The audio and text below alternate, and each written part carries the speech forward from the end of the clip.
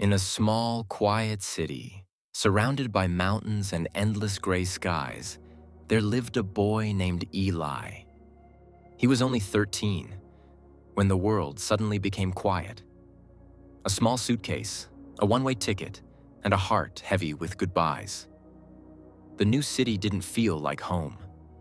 The air was colder. The faces were strange. And every night, the silence in his tiny room felt louder than his thoughts. He had no friends, no one to talk to. Just the hum of the refrigerator and the ticking clock on the wall, reminding him that time was moving even if he wasn't. At first, he hated it. He missed the noise, the laughter, the chaos of home.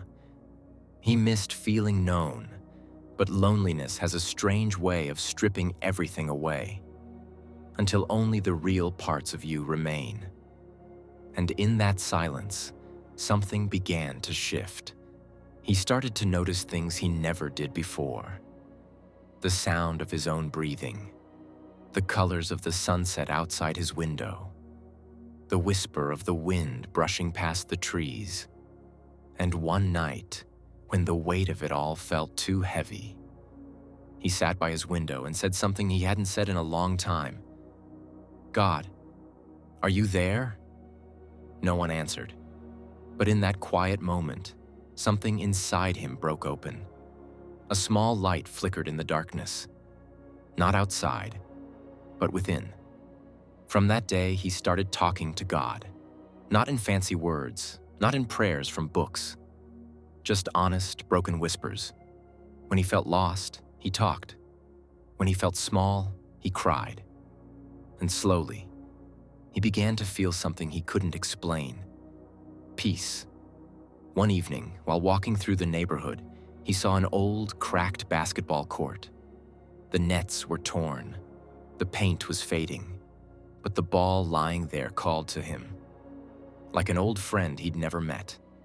He picked it up, dribbled once. The sound echoed through the empty court. Dribbled again. Thump. Thump. That sound became his heartbeat. That court became his world. Every day after school, he would come back, alone. No coach, no crowd, no one watching. Just him, the ball, and the sky. At first, he was terrible. He missed every shot. The ball bounced away more times than it went in. But he kept coming back, because somewhere deep inside, he began to understand something. Loneliness isn't the absence of people. It's the presence of growth. Days turned into weeks. Weeks turned into months. And with every sunrise, he got a little better. He learned to focus. He learned to breathe through failure. He learned that no one was coming to save him. And that was okay, because maybe, just maybe, God had left him alone not to punish him, but to teach him how to stand.